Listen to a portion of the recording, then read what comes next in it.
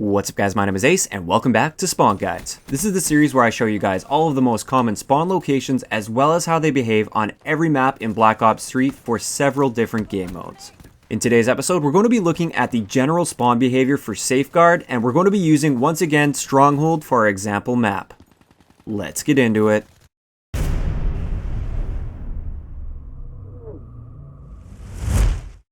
Alright guys, so if you haven't seen already, I have covered Domination as well as Team Deathmatch. I will leave a link down to the playlist below if you want to go and check those out. But let's get into Safeguard.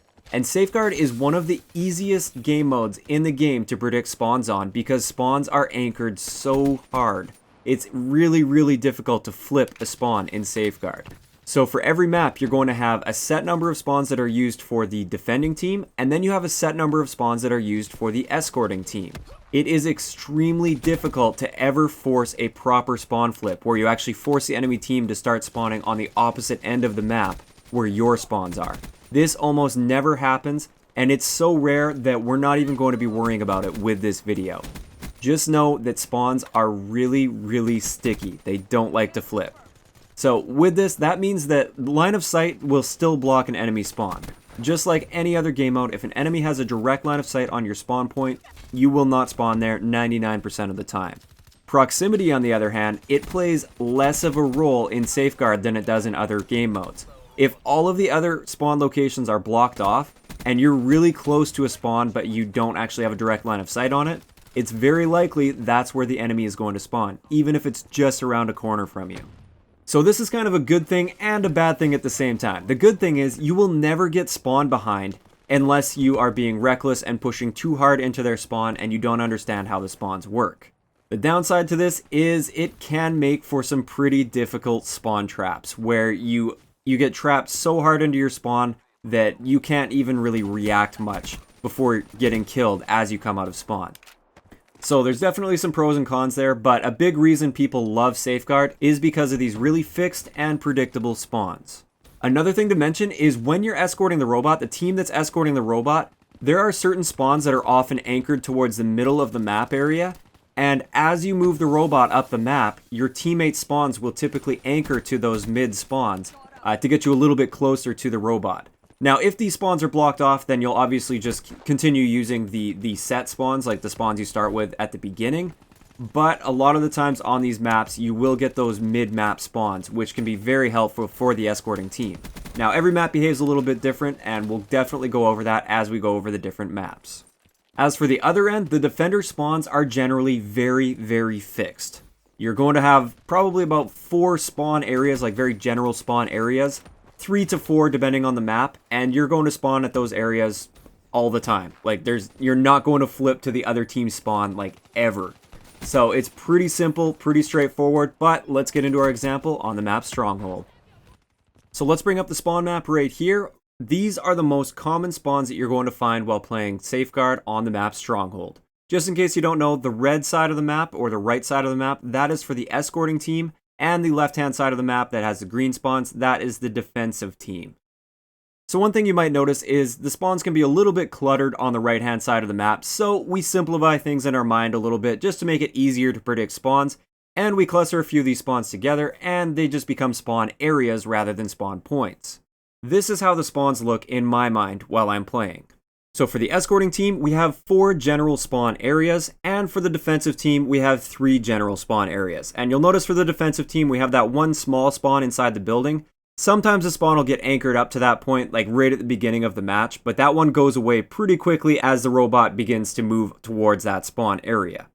As for the escorting team, we have 4 general spawn areas, and you'll notice those 3 spawns right there, this little cluster of 3 spawns. These are those mid-map spawns I was talking about. Once you start getting the robot up towards where the building is or inside the building, if these 3 spawns are safe, the game typically wants to anchor you towards these 3 spawns just to get you back in the action a little bit faster.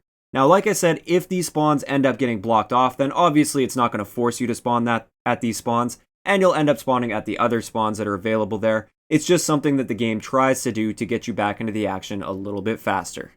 So just like with the other game modes, spawns can be kind of pushed from one area to another area of the map depending on where the enemies are pushing, or depending on where you're pushing if you're the one pushing towards the enemy spawn. So for instance, right here, if the green team starts pushing towards the top hand side of the map, then it's going to push the spawns down towards this side of the map. This can be used if you're on the green team and you're pushing up there, you'll know that they'll be spawning down in that bottom right corner. Or if you're on the opposite team and you start spawning on this bottom right corner, then that tells you that the enemy is pushing that top half.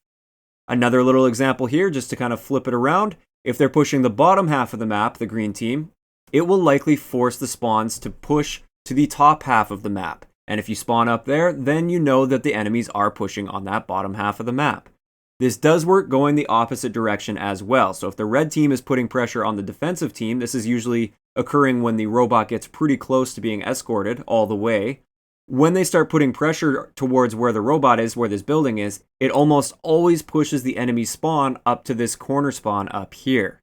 So just know this works going both ways. If you're the one pushing or if you're the one being pushed, you can use this information to figure out where your enemies are. So now let's cover a couple examples from a real game of Safeguard on the map Stronghold. So right here, this green player gets killed by the red guys. Where would you expect him to spawn based on what you've learned so far in this video? I'll give you guys a few seconds to make a decision. If you need to pause the video right now, make sure you do that. Alright, so as you can see, when we play it ahead, he spawns right in the bottom right spawn down here. Why is this? Well, first off, the red players have gotten close enough that they now have a direct line of sight on the back center spawn, which is the default spawn point. So this spawn is actually blocked off by that direct line of sight. Now, what about these two spawns up here? Aren't they still safe? Yes, they are still safe spawns, and it is possible that the game could spawn them at these spawns, but it's simply not as safe as this bottom right-hand spawn from those enemies that are pushed up. This is why the game chooses that spawn. Next up, I just want you guys to pay attention to where the green players are spawning right now in relation to where the robot is, and you'll notice they are getting those spawns that are pushed up a little bit more towards the middle of the map rather than way at the back of the map. I just wanted to make sure that I pointed this out at some point throughout this video in a real game. It does in fact anchor them up the map as long as those are safe spawns, which they clearly are. There's no red players anywhere near there. Another thing I wanted to point out, pay attention to where the red players are spawning as the green team starts to push up towards their base.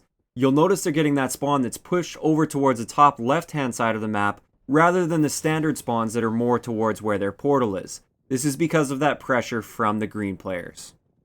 So that's going to wrap it up for today's episode of Spawn Guides. Safeguard is probably the easiest game mode to predict spawns in, or at least one of the easiest game modes. Once I go over the maps and actually show you the spawn locations, it's very, very easy to pick up on. If you enjoyed the video, a like rating is always appreciated, and don't forget to subscribe for more if you haven't already. I'll talk to you guys next time.